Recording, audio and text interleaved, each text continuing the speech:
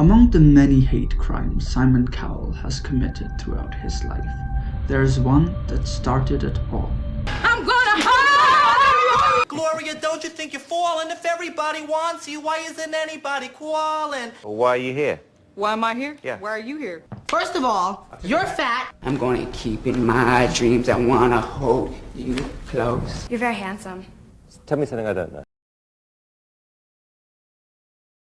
The first season of American Idol successfully made history by bringing the entire country of the United States behind one woman. That had never happened before and has failed to happen since. So you're in show business, and something is as popular as American Idol is. What do you do next? Yeah.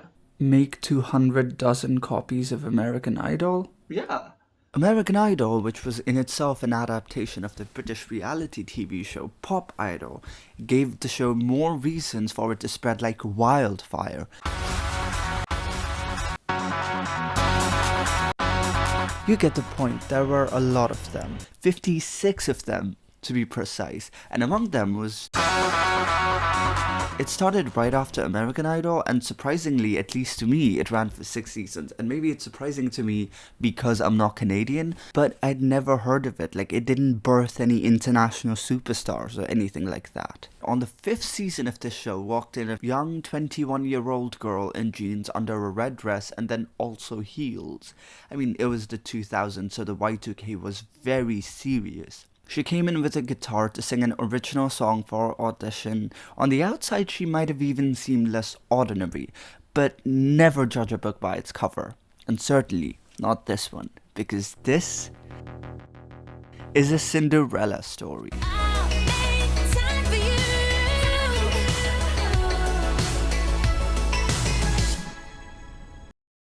Rae Jepsen was born and raised in British Columbia, which I think means if enough people die, she can be the Queen of England. And in school, she was a bit of a theatre nerd, a gleek, one might say, and it was her high school teacher who convinced her to audition for the Canadian Idol. Okay, everyone say thank you, teacher. This was when she was juggling minimum wage jobs trying to pursue a career as a singer-songwriter in Vancouver. And in her flirtatious, tongue-in-cheeky, airy vocal, she sang an original song called Sweet Talker.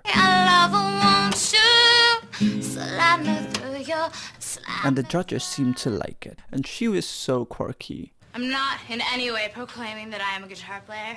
Girl, sing the damn song. You play it just fine. Yeah, I'm an absolute yes. No question about it. Come get the ticket. Those 4 yeses would pave her way into becoming the most internationally successful Canadian Idol alum ever. Notice how we say internationally successful and not nationally successful, because even in Canada itself, she doesn't have the most album sales among any Canadian Idol alum, which is wild to me because I can't name anyone else, maybe because I'm not Canadian, but you know, whatever. She's not even top 5, she's number 6, which is foreshadowing for what's about to come. Anyway, during her stay in Canadian Idol, she actually did really well. In one of the episodes, she was mentored by Enrique Iglesias, which is a noteworthy crossover we will talk about later. Her song choices throughout the show were, at least to me, questionable. 3 little birds. You know what my morning routine looks like? Every day I get up and I start praying to whatever God that there is, that she didn't sing that damn line from Put Your Records On during her stay in Canadian Idol. Put your records on. But you know, she was consistently very bubbly and sweet in the show. She would be eliminated just after making the top 3 on the show. And even though she took 3rd position in the competition, her demos caught the attention of the music manager and attorney Jonathan Simkin. He was, quote, not a fan of Canadian Idol, but he liked her music. And lucky for her, him and Nickelback's Chad Kroeger had a music production company called 604 Records, which only distributed music in Canada. They signed her in, and the next year she released her first album, Tug of War, which was a collection of folk pop songs. And this being a folk album makes sense, because growing up in the midst of a divorce, even though her father listened to James Taylor, who she will tell you is her biggest influence, her mother listened to people like Johnny Mitchell and Cat Stevens and even Sinead O'Connor, like people who blended folk with pop. And she got to be a songwriter who got to do just that without being stuck in a shitty contract. Because look at what happened to other contestants who won these shows and got these contracts. They had a first big album and they were essentially knocked out. Take Leona Lewis, for example. She had the most beautiful voice and now she's been robbed of her own career. So Carly essentially won by not winning, and this album was her trophy. The album's lead and Carly's debut single was a cover of John Denver's Sunshine on My Shoulder. Sunshine on my shoulders. It didn't receive a music video of any sort, it didn't peak anywhere or do anything for her commercially, but her second single, Tug of War, reached number 36 on the Canadian Hot 100. And it also got her a nomination for a Canadian Radio Music Award for Song of the Year. Her Girl Next Door persona was immediate from the single. I also love that the album cover of this parent album is just a zoom in of the cover of this single. She truly just had a pen and guitar and a dream. Her next single, Bucket, sampled a nursery rhyme and peaked at number 32 on the Canadian Hot 100. The two singles that charted went on to be certified gold in Canada. The final single was called Sour Candy with Josh Ramsey. The folk album didn't really chart anywhere, but it did give her a start, and she was able to pen down her insecurities, which would then be her motive throughout her career. Until now, her album has sold 10,000 copies. She would later go on a tour for the album with Mariana's Trench. That is the band that Josh Ramsey is from, and during the tour, Carly continued writing material for her next album, and among them was one little song called Call Me Maybe. Call Me Maybe was a folk song that Carly had written with Tavish Crow. Now, who is Tavish Crow, you might ask, but trust me, you know Tavish Crow. Tavish Crow is her long-term guitarist. He's been her guitarist at least since 2009, and he is the guy that her crush goes up to and gives his number. Her and Tavish came up with most of the melodies at her uncle's house. Your first version of the verse, do you remember you always just went, there was a rock in the road? Just to make this stat more wholesome, her and Tavish are still working together. Whenever I see footages of her performing at concerts, it's always Tavish in the guitar. It's lovely to see him. It is Tavish Crow's birthday. And at this time they were making folk music, so it makes sense why this was a folk song. But they take this to Josh Ramsey. Josh Ramsey does a full 180 and turns it into a pop song because Josh Ramsey was the lead of a pop band. Okay, who's responsible for the violin dashes? This genius. The reason why I thought that would be a cool idea for Carly was because it was more of a pop song than what Carly had done on her previous record, but her previous record was so acoustic based that I thought it would still be like a tie through to her acoustic roots as opposed to just being like covered in jumping right to all synths. Like everything she'd worked with until that point really just came together to align itself to form this really innocuous pop song about a girl wanting the number of her crush. And she said, you know what, all these other bitches in the game are rhyming crazy with baby, so you know what I'm going to do? I'm going to rhyme it with maybe. And the rest was history, of course. Those three people ended up making one of the most recognizable songs of the 21st century. Hey, I just met you. This is crazy. But here's the thing, it was not always meant to be this way. Call Me Maybe was actually never meant to be a single. It was Jonathan Simkin who fought for it to be a single once he heard the song, and that's a fight he won. The song was released first, only in Canada, on September 20, 2011. I don't want to make everything about me, but that is 6 days before my birthday, and it's so nice of her to drop that single as a birthday present to me. That's so nice of her. And also, there was a problem. If you're going to be an internationally successful artist, how are you going to have your single only be released in Canada? Call Me Maybe by Rae Jepsen is possibly the catchiest song I've ever heard.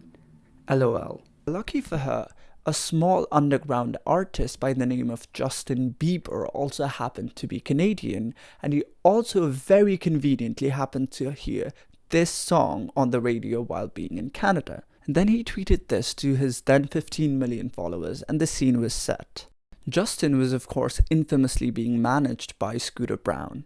And Scooter Braun looked at Carly Rae Jepsen and his eyeballs turned into dollar signs. He found out that Carly was being managed by 604 Records, which was only limited to Canada. So he offered Carly an international deal. She would be signed under his project worldwide, which was Schoolboy, and in Canada she would still have 604 Records. Now Carly was an international artist ready to hit the scene because she was signed to a major record label, and when has that ever gone wrong? Call Me Maybe was already charting at number 22 in Canada before Justin Bieber made that tweet. By the time her deal with Interscope and Schoolboy was being finalized, it was already number 1 in Canada. On 18th of February 2012, before Call Me Maybe was even released as a single worldwide, it received the most important video to any millennial ever. Hey, I just met you, and this is crazy. A lip sync video of Justin Bieber, Selena Gomez, Ashley Tisdale, and a whole bunch of other celebrities, which I'm sure were relevant at that time. It was viral. Fake mustaches and glasses, #adulting, I want in on that. On February 2012, the song received a worldwide single release, and it was also released in iTunes in the US, and the numbers kept climbing. The video was a marketing strategy between Justin and Scooter. Some of your current favorite songs you can't get enough of. Hey, I just met you, and this is crazy. This was followed by a series of televised performances, including her interview with Ellen. This was a US TV debut, for which she wore this single most blinding necklace ever, and the song parodies, the memes, the catchiness, the radio rotations just kept building after that, and then the iconic music video dropped, and in a turn of good faith, the video was considered funny and yet very gay friendly, which would prove to be an important step later in a career. I mean, when has it ever not paid off to have the gays by your side in the long run? Carly, playing the sweet girl next door, is crushing on her hot boy neighbor.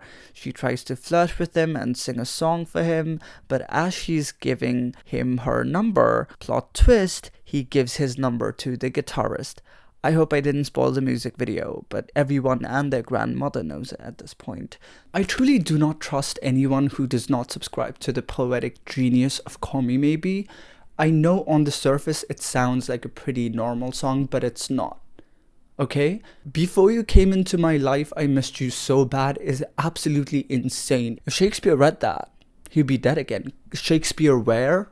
Taylor who? Carry underwear? Taylor who? Carry underwear? Not to run off on a tangent, but Ian Bernardo, this is his number I'm wearing, and also to note that I'm shooting this, I think like 5 months after I shot the last footage. Ian Bernardo is definitely a xenophobe. I know the interview is funny and all, but I was going through it again, and he just looks at one person and goes, illegals. What do you mean? How you been? Illegals. And then to Simon Cowell, whom I'll never defend, but then he goes, do you have a working visa? I want to look at your visa. Something about him is not right. I think a lot of things about him are not right, but anyways, he also released this song Gloria, by the way, if you didn't already know. Yeah, just Call Me Maybe is insane. The whole gay plot twist is what gay rights is about. This is why Stonewall happened. You took your time with the call. I took no time with the fall. Where's a Pulitzer? Like, unrivaled, I fear. Carly Rae Jepsen stands tall and alone at the top of lyricism, and I don't mean this as a joke. I beg and borrow and steal at first sight, and it's real. I didn't know I would feel, but it's in my way. Like, let's go. The song soon enough went number 1 in the US. This was the first number 1 for Schoolboy. And yes, that means Carly Rae Jepsen hit number 1 before Justin Bieber ever did. In fact, she hit number 1 before any Disney artist such as Miley Cyrus, Selena Gomez, Demi Lovato ever did. She had a number 1 before Taylor Swift. That is kind of crazy to think about, to be honest. And as the song was blowing up, Rae Jepsen was interviewed by Billboard, where she talked about running into Redfoo from LMFAO, and she dished about how they're writing a song together over the phone. And I have to say, I don't picture these two in the same universe, and I wonder how they made a whole song together and what it sounded like. Call Me Maybe took off into another planet, and it was Cinderella story, but it didn't take Rae Jepsen with it. She was a new name, and it was very easy for her art to outshine her, and it did. At the end of 2012, Call Me Maybe was on many year-end lists, including Pitchfork, Rolling Stone, Variety, but Rae Jepsen was still on no one's radar. Her albums were not there.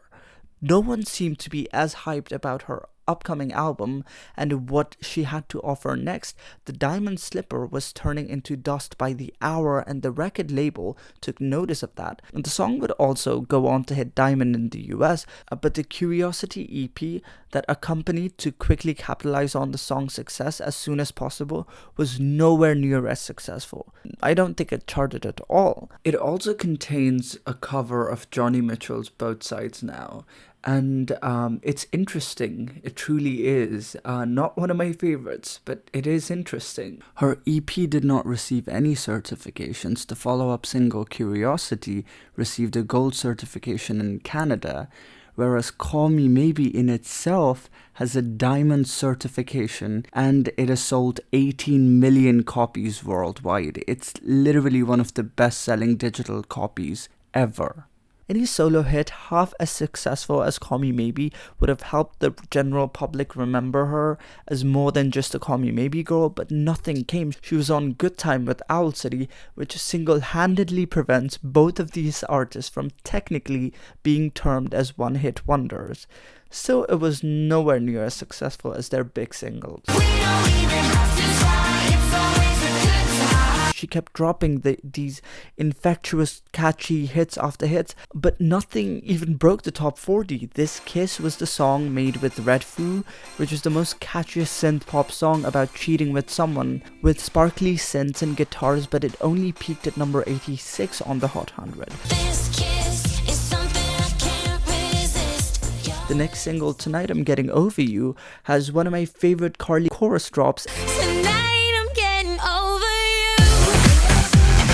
And this is also another very weird random crossover. You could have given me $1 million and 1,000 guesses, and I would not have guessed that her and Nicki Minaj had done a song together. And yet, it only charted for a week.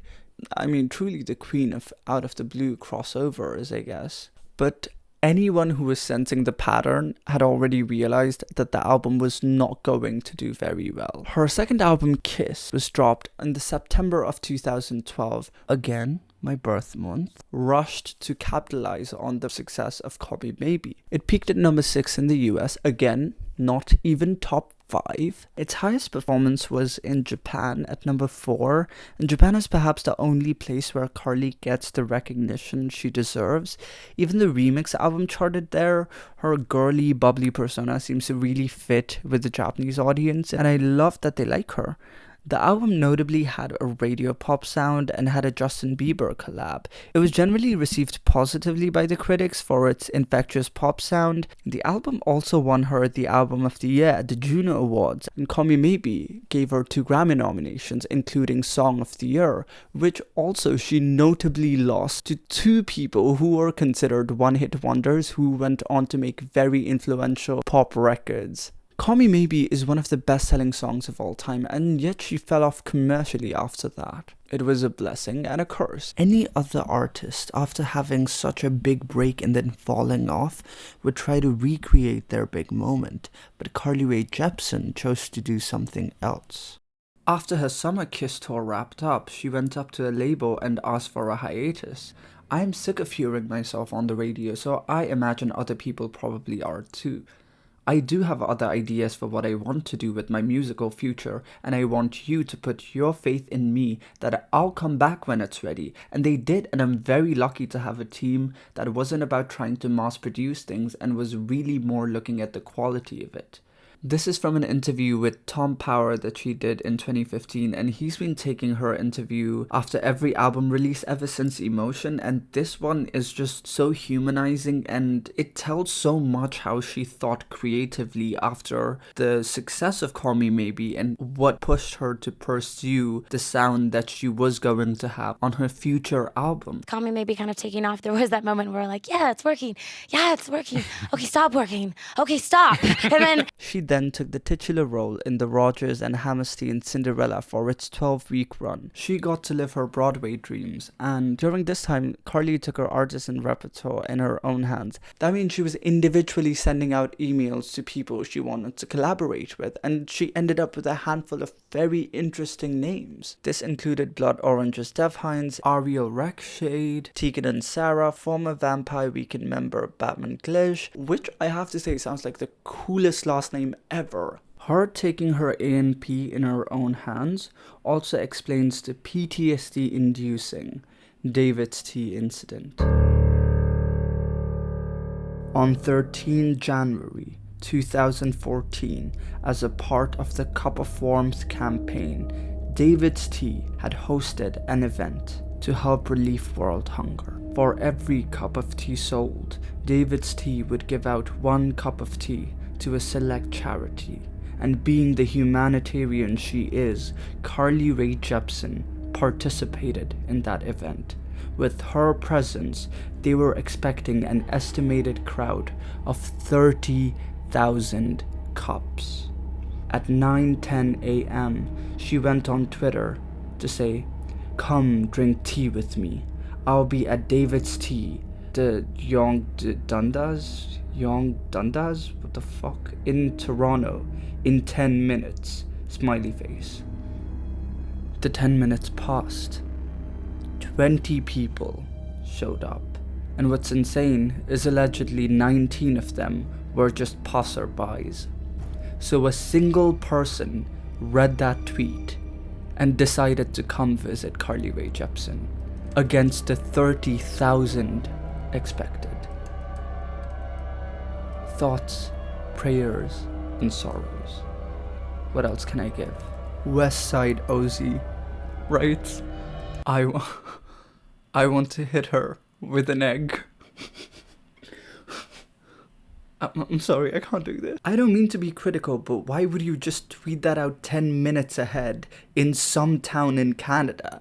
First of all, it's not some big town where everyone is just going to flock to you. Secondly, it takes me 10 minutes to at least get up from my bed. What makes you think I'm going to make it there in 10 minutes? Girl, know your audience. Girls and queer people, they take more than that to get ready, let alone driving there or walking there. Reminds me of that Rita Ora tweet.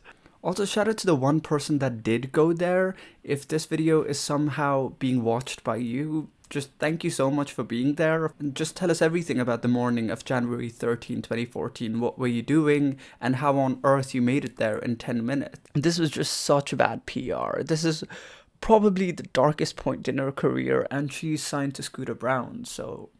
In an act of rebellion against Call Me Maybe's success and not chasing it, she went back to her roots and penned down a whole folk album, but then she completely scraped it.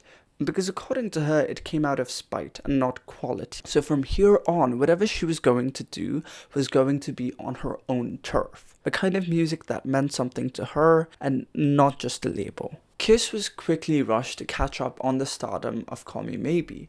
So this time, while working on the new album, Carly really wanted to take her time. And take her time she did. She attended a Cyndi Lauper concert in Japan and was so awestruck by it that she decided to incorporate the 1980s aesthetic into her album. She had then settled in New York and was crafting the sounds of the 80s. The 2010s musical pioneer Dev Hines had already put his hands on decade classics like Everything Is Embarrassing by Sky Ferreira and Losing You by Solange.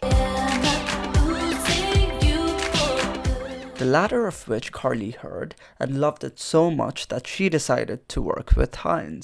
She jumped from city to city, one admired artist to another, one emotion to another, and jotted about 250 songs for her next project. Whatever this next project was that she was working towards was shaping to be a pretty good record already. Her and Rae jotted the 250 songs down to 12.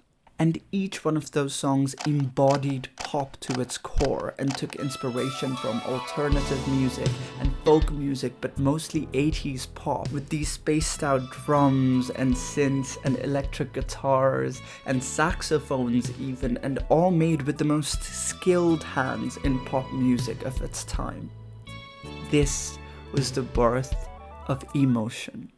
Themes of emotion revolve around unrequited love, and most of Carly's songs do. In fact, there is a whole 150-page analysis of Rae Jepsen songs by Max Landis. The link seems to be broken right now, but I remember it discusses about the unrequited love in her songs, I think, how she never can actually seem to be fully in love, and that's the theme of her entire discography, and certain words that she keeps repeating and all that. The whole idea of going in depth into the lyrics of an artist that others would just brush over is quite good, and so I'll link his video if that helps in the description. But the problem here is the man who writes this, and Max Landis is a whole can of worms that I'm just not willing to open today. What emotion was just a celebration of love and heartbreak, pop for pop's sake, and her label had let her have her way for far too long. Therefore, even though I don't have enough substantial evidence to prove it, I think it was her label who chose her lead single. Hence, I Really Like You, a song that she had written with Peter Svensson in Sweden, was chosen as the next single and the lead single from the upcoming album. Because at one point they did tell her that she had a bad ear for picking radio singles, and I think they made the decision for her so that it would benefit them. Because they clearly picked a single that was not reflective of the album. Anyone who'd heard Call Me Maybe and then heard I Really Like You would have been eager to label her as the Call Me Maybe girl who's trying to make another Call Me Maybe. But that was not the case, and that was just not fair for her. They just picked the most palatable single as the lead single. And I know a lot of Rae Jepsen fans don't love this song, but by the way, why are Rae Jepsen fans called one of those two things? Why is it between a slur and another slur?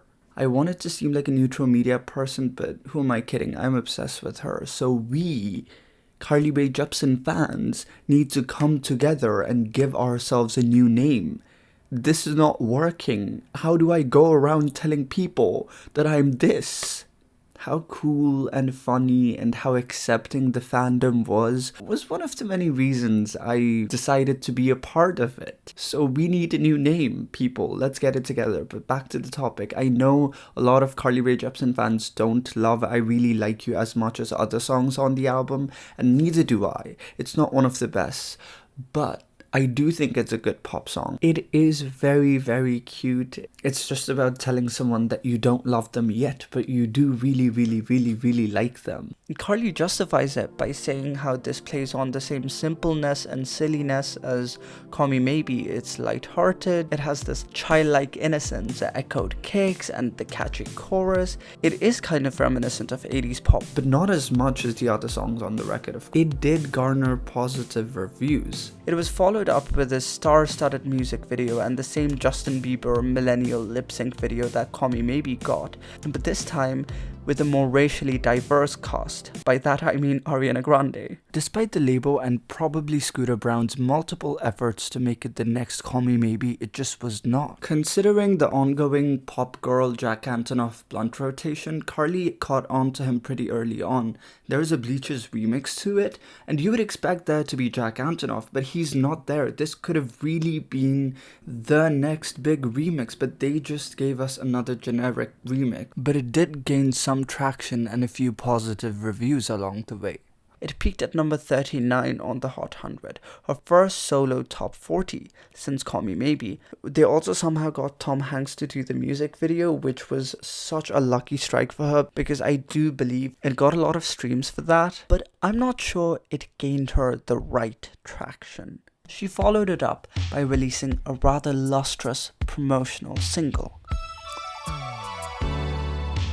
All That, which she later described as a gem from the album, and it truly was. It was a signature collaboration with Dev Hynes, as she performed it on SNL alongside I Really Like You with Dev Hynes and Rekshade. The stars realign and she's born again as an artist. It is just love at first sight. It starts with a slow, smooth beat followed by a dreamlike sound, then the bass.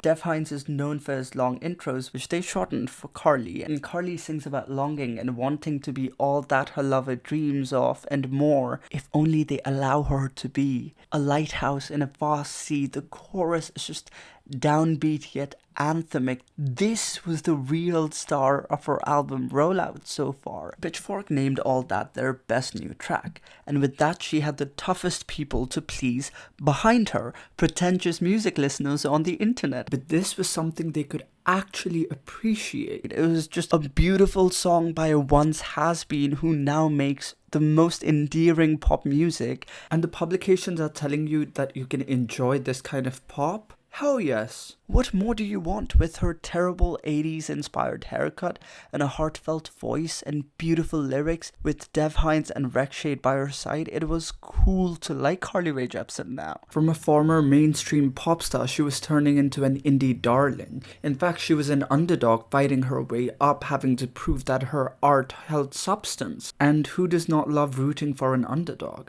Although she was not doing Call Me Maybe numbers, her quality of work was really showing. She had all the musical talent behind her. But this was not it. She was on her way to drop the best pop single of that decade, and her second official single from her upcoming album. On July of 2015, she released her next single. Oh my god, I love this song! I too love this song. We all love this song! My name is George W. Bush and I love Carly Rae Jepsen. It was about to be something. Runaway With Me kicks off with this infectious sax line. And it has these spacious verses where she vents out about wanting to be more. And the verse builds into the pre-chorus, and pre-choruses are one thing Carly always does right. If she's a queen of anything, she's a queen of pre-choruses because that's her forte.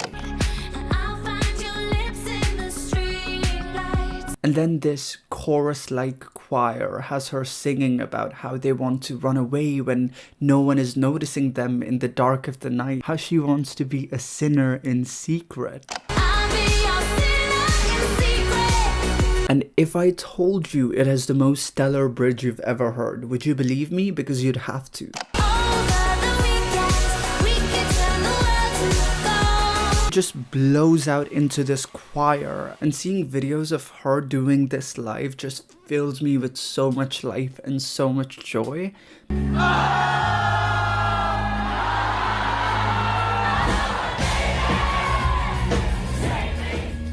Climax is exactly what Grand feels like, and it very quickly started being hailed as the pop song. And by now it has turned not just the best pop song of 2015, but arguably one of the best pop songs of the last decade. Internet forums were loving this for more than just its quality, and it was nowhere to be found on charts.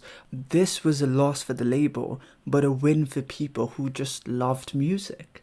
You have the best pop song ever, and I Really Like You gets all the attention as the first single. It was so upsetting, but it was also very apparent that all she needed was a good PR team and a good hairstylist, and she could have had the world in her palms. but it is not like the mainstream is known for acknowledging good things anyways. The video is so beautiful, just jumping from city to city, shot by her then videographer boyfriend David Kalani Larkis across the cities of New York, Tokyo, Paris and Berlin. It was the single most exciting moment of pure pop euphoria and no one batted an eye. So what her PR team couldn't do, people would slowly do it for her, because her song started spreading through the word of mouth. She was slowly gaining an army of balding middle-aged white music nerds as her fan. It was either them or the gays, no in-betweens. And that's the best crowd to have, because these two run the internet. And the internet has always adored her, especially r/pop heads who put Runaway With Me as their #1 song of 2015. But if you read closely, you'll realize that r/pop heads was opened solely for Carly Rae Jepsen's music. One of the biggest music subreddits was opened because of Carly Rae Jepsen. Now that, ladies and gentlemen, is influence.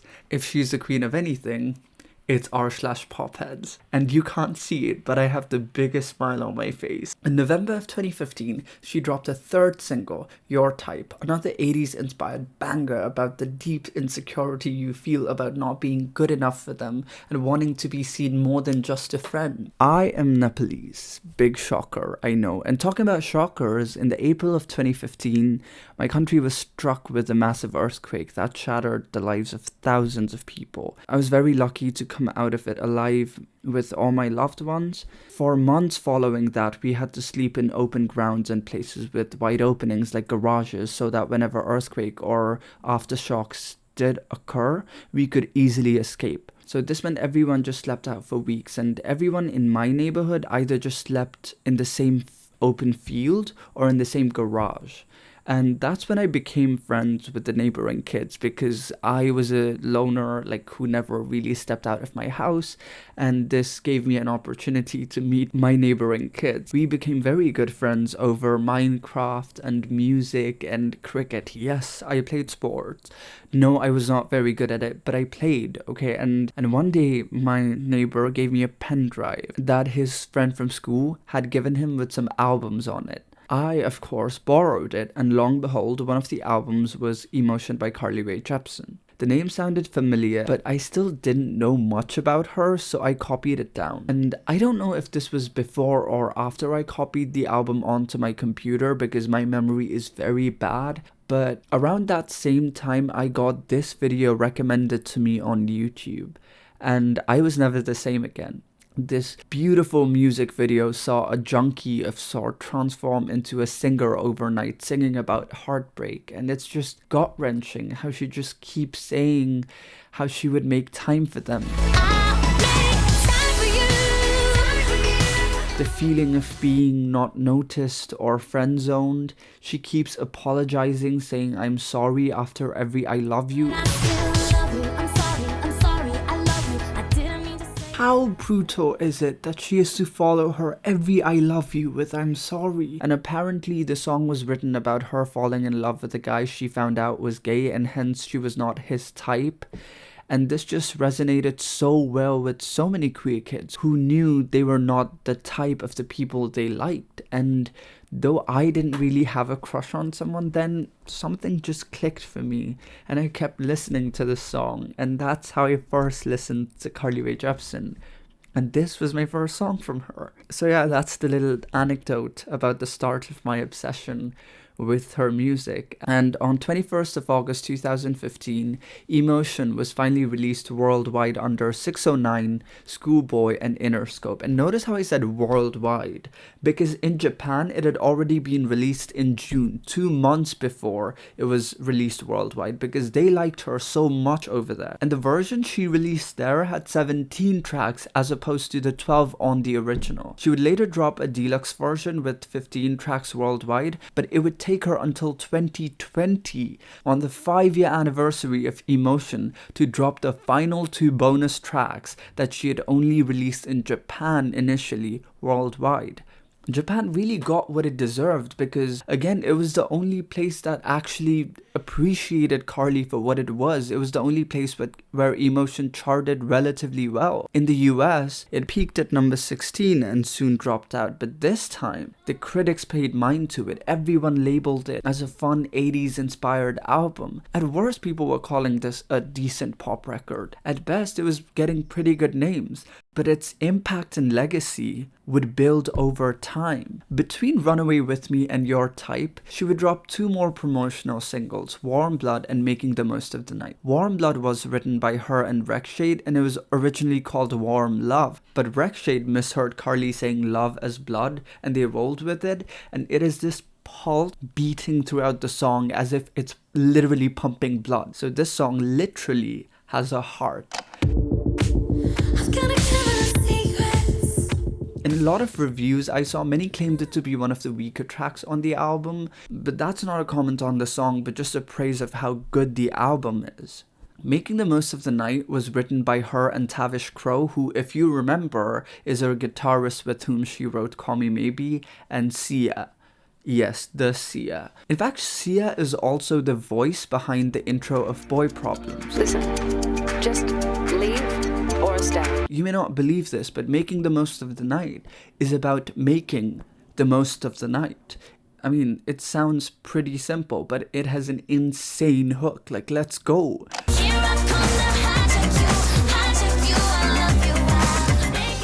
On her official YouTube channel, this song is uploaded with this picture, which is so funny to me because it makes it look like one of those free no copyright EDM music from like 2014, Alan Walker type beat. And I know it received a lot of hate from Sia fans because they expected this song to be sung by Sia and instead was sung by Carly. But I couldn't care less. This is such a great addition on the album. The title track of Emotion is called, well, Emotion, and was the turning point for the shaping of the album. It was while writing this song that she had, and I quote, an epiphany that the album was going to be a cross of pure pop and retro and alt music for her to make it sound timeless. She had to blend the classic sound of 1980s with newer stuff, and Emotion is truly just a perfect pop song. It was also released as a promotional single, so yes, that means the album had 12 tracks and she had released 7 of the 12 tracks as a single or a promotional single.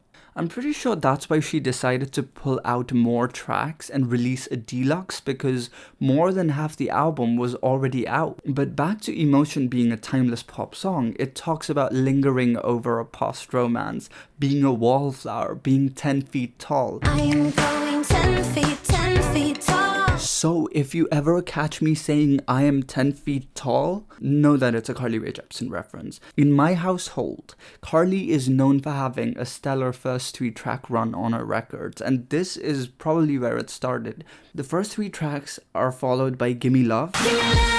Another unrequited love song, you know, wanting more. It's just her chanting Gimme Love over and over again. It's beautiful. Give me love, give me love, give me love, give me love. Boy Problems is a signature Emotion track. It feels like you're getting ready to go somewhere with your girlfriends or like having a night over. It's of course about friends hearing out each other's boy problems. I like that Anthony Fantano described it as a Daft Punk-esque beat. Like the instrumental on this track, I swear to God, sounds like 97 era Daft Punk. Really great beat on this track. And that's a very good description. And oh, that funky ass bass. Let's go. The visuals is all about prom and glitter and curtains and disco balls.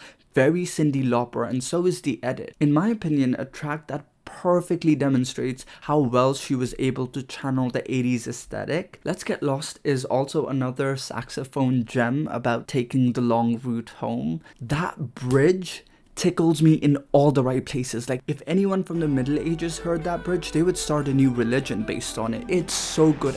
Let's get lost. Let's get lost. And that outro, oh my god, are you trying to kill me?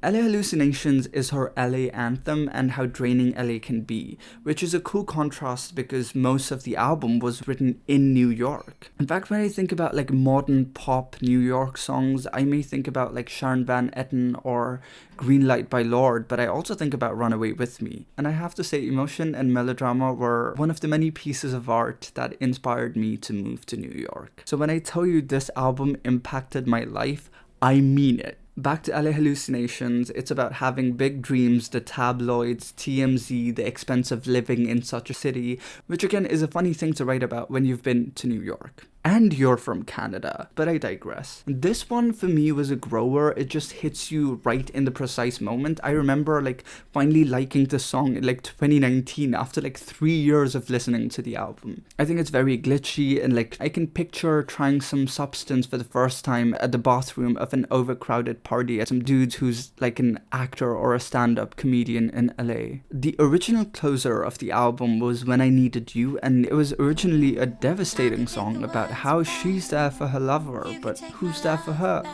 No one. This is devastating, get a therapist. I would highly recommend listening to the original demo, and the haze sound like a cry for help in that. It really is so tear-jerking.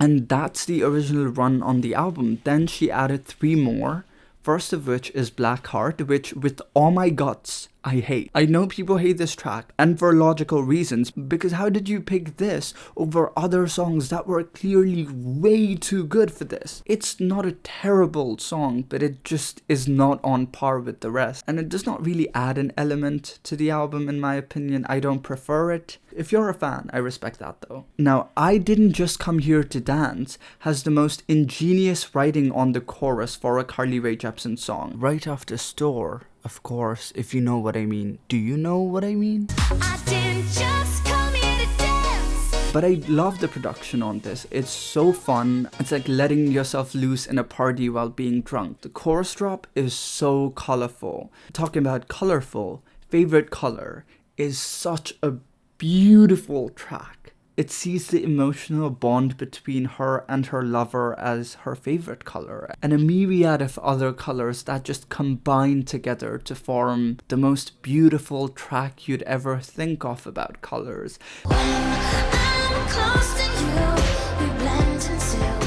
Much like how she screams "Hey" on When I Needed You, or I'll Make Time for You in Your Type, she screams "Wake Me Up" at the end of this, and it's just spellbinding. The final 2 songs that were finally released ages later officially were again great hits. Never Get to Hold You is another very good unrequited love song. However, Love Again takes the cake. It's about keeping a positive attitude after a heartbreak, that whatever glistening moments occurred in your past relationships, it will happen again with someone else. You will learn to love again. Very hopeful, and it just closes off an album filled with unrequited love songs so beautifully on a hopeful note. To me, when you say emotion, I envision these 17 tracks and not the 12 tracks, because these just flow so elegantly. What made Emotion so good was not just that the 12 tracks were a stellar 80s pick, but no matter how much she kept adding on to the record from her unselected many, it just kept getting better. You might be asking, how did this remarkable staple of music go unbothered by the main public? A slightly bigger pop star by the name of Taylor Swift had also dropped her 80s inspired album, 1989, and no one was looking anywhere else except a select few.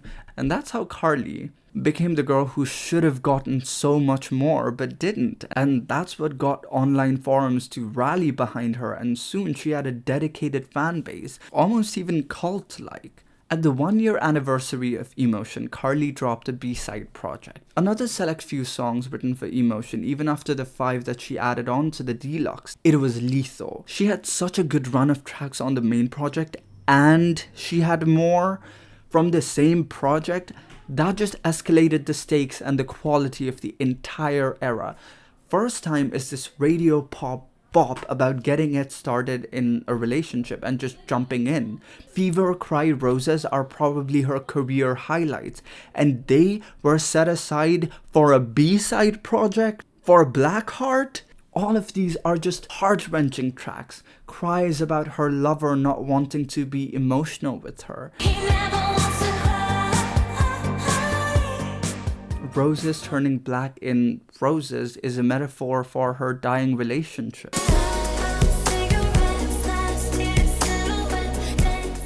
Fever is also her and her lover in some seemingly coming-of-age movie in a suburb, riding bikes and just falling apart.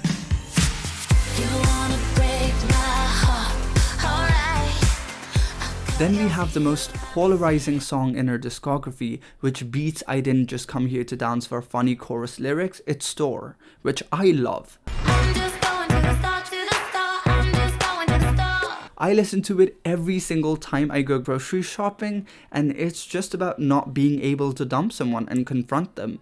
And that is just so me. Very much your father going to get milk and getting lost and starting a new family somewhere far, far away. Carly Rae Jepsen is the best lyricist of our generation. Meanwhile, Carly Rae Jepsen. This was like one of the first memes I saw of her.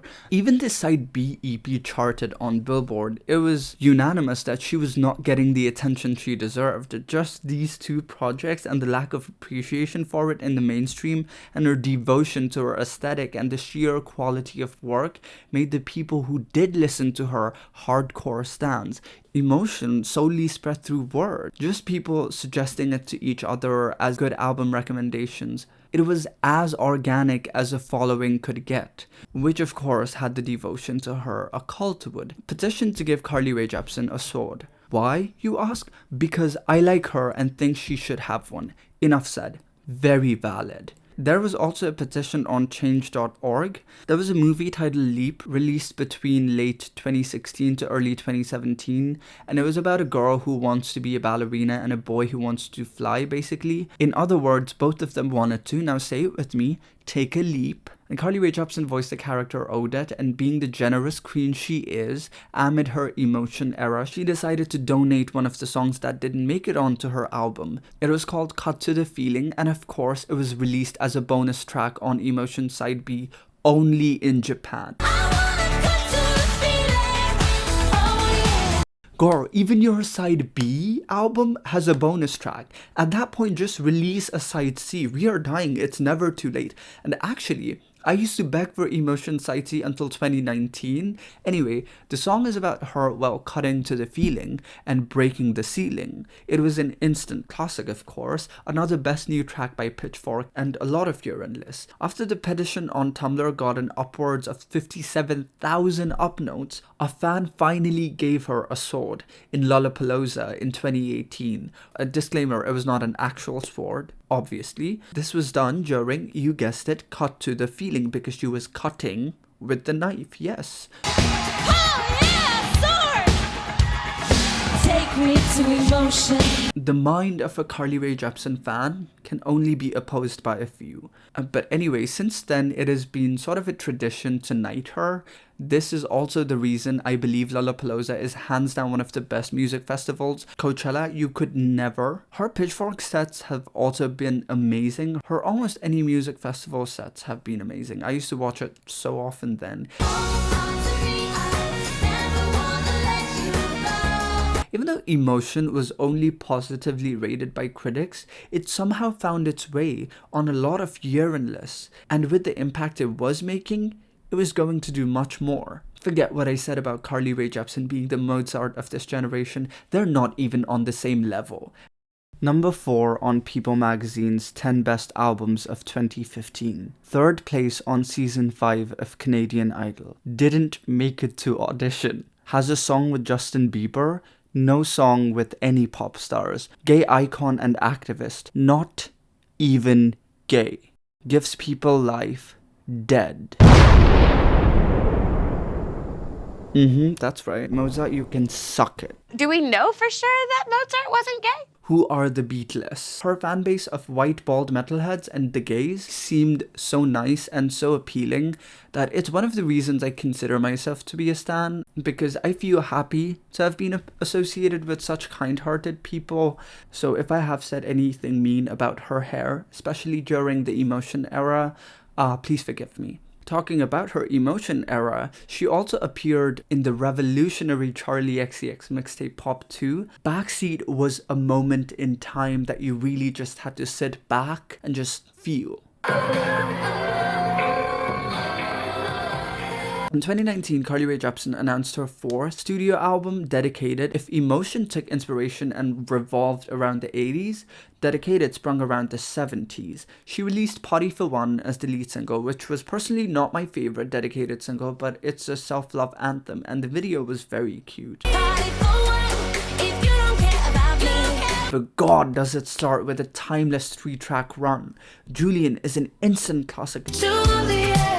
It was more than she's such a Juliet.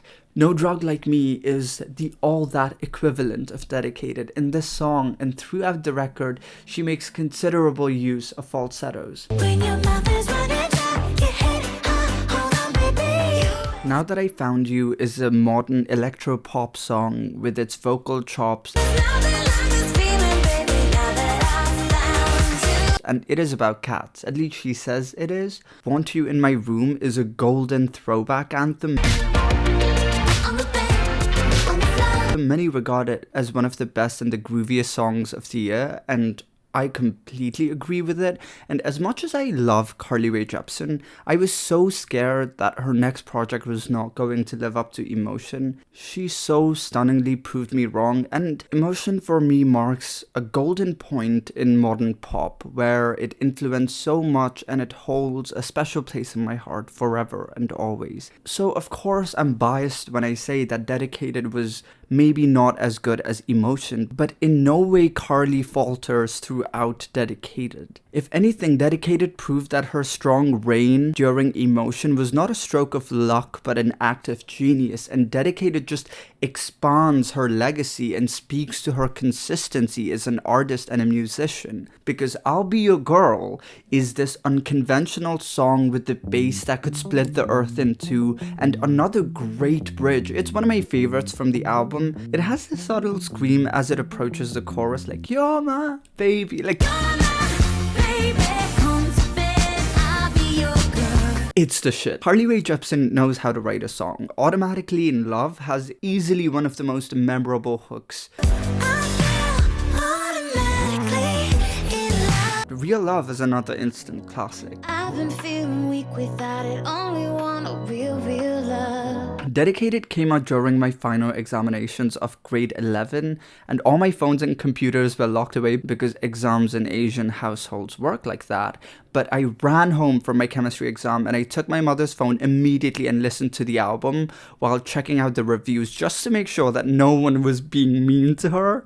The album was largely overshadowed by the Game of Thrones season finale, but looking back, only one of those things was good, while the other, so let's be real. It charted at number 18 on Billboard and fell off pretty quickly. At this point, she was not about the charts anymore, and it was pretty clear. She was just feeding the fans.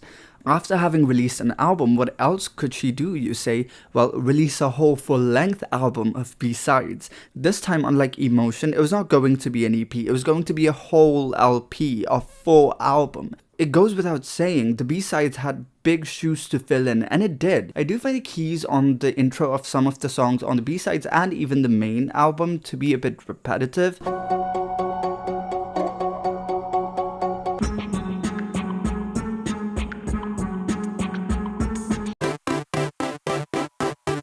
But that's about it. It was a very good B-sides album. Solo is perhaps the better self-love anthem in contrast to Party for One. You have another collaboration between her and Dev Hynes in This Is What They Say. Felt This Way and Stay Away being the same song is ingenious. Fake Mona Lisa has the best beat drop on the album. She worked with Jack Antonoff throughout this era, so we have a Bleachers collaboration on Comeback, which is again a hit.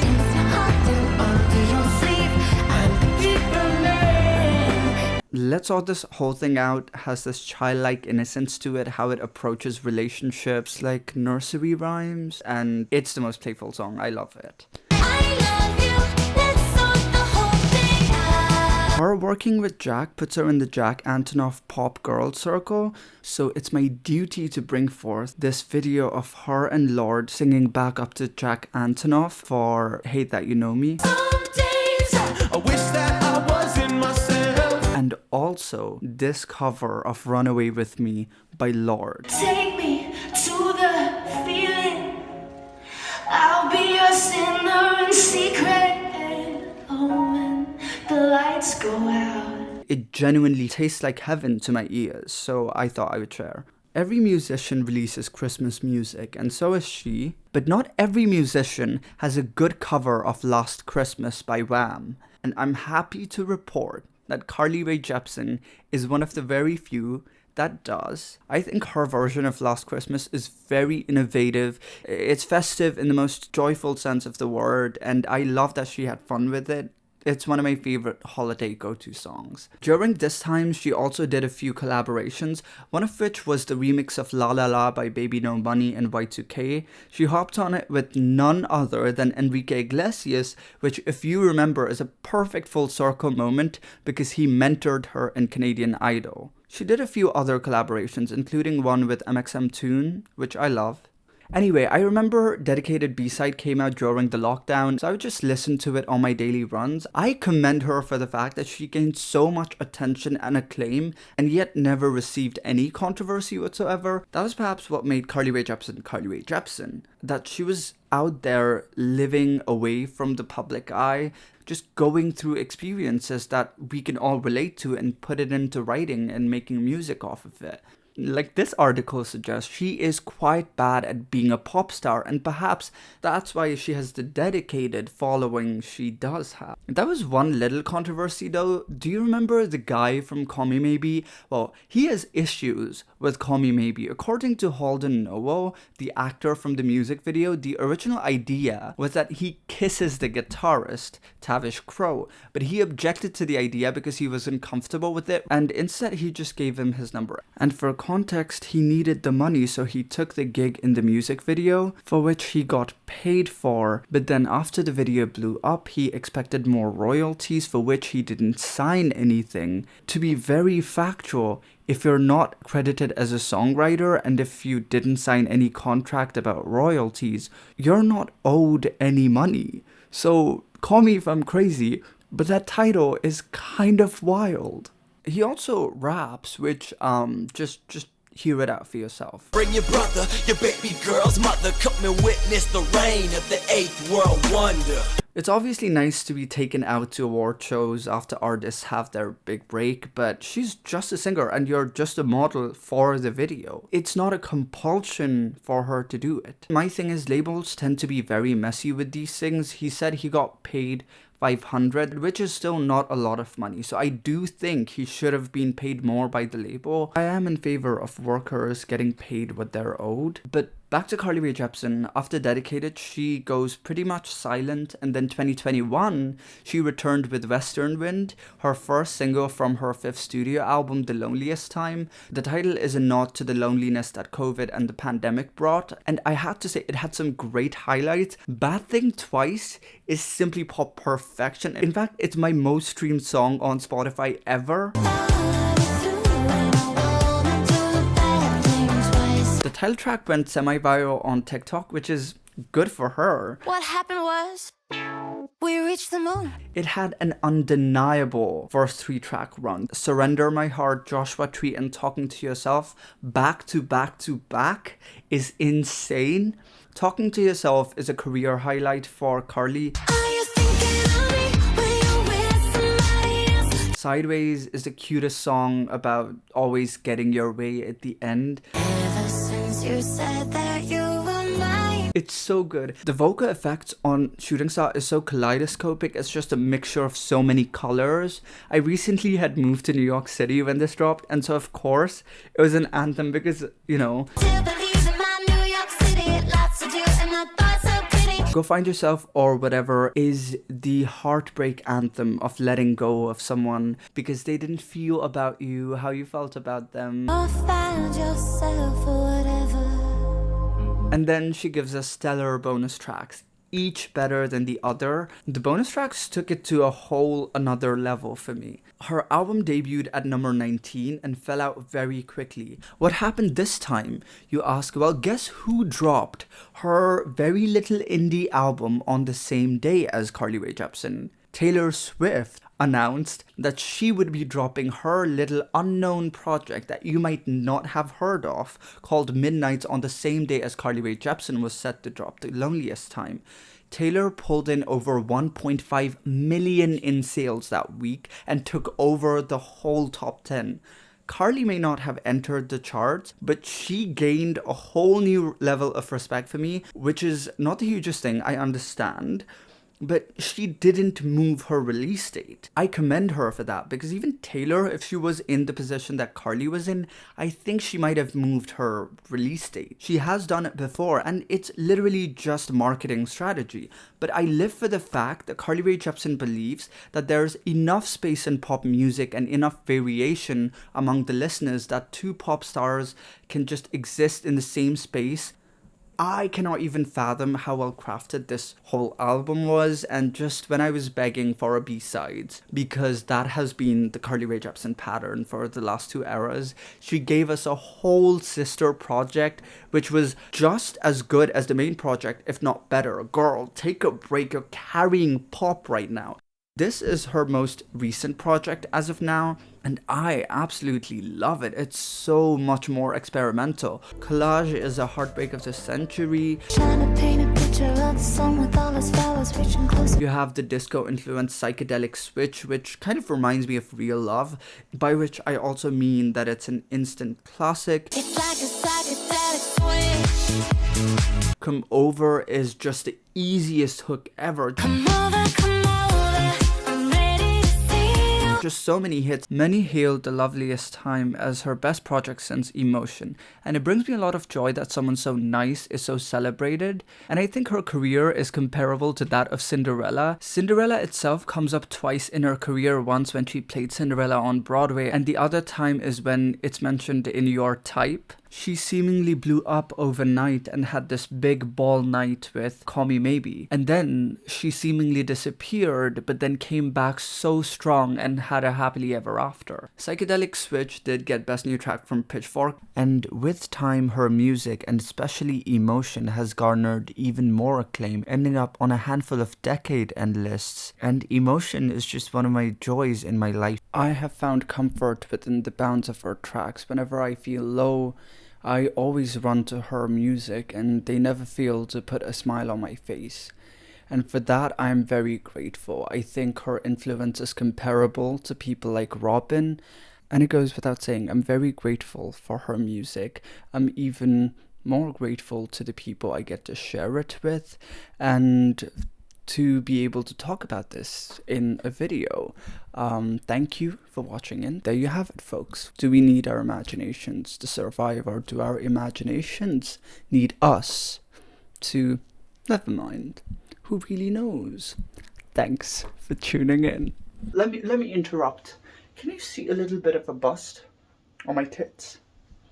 Yeah, that's right. Rae Jepsen, Run Away With Me, live at CBC Canada's New Year's Eve 2016. I can't believe she invented New Year. Oh my god, Queen of Recovery, Queen of Commonwealth of Nations, Queen of Singing in the Snow, Queen of New Year Eve. Rae Jepsen, Queen of Canada's New Year's Eve 2016, Queen of Fur, Queen of New Year's Eve. Shook, Queen of Bringing in the New Year, Queen. Cold, eh?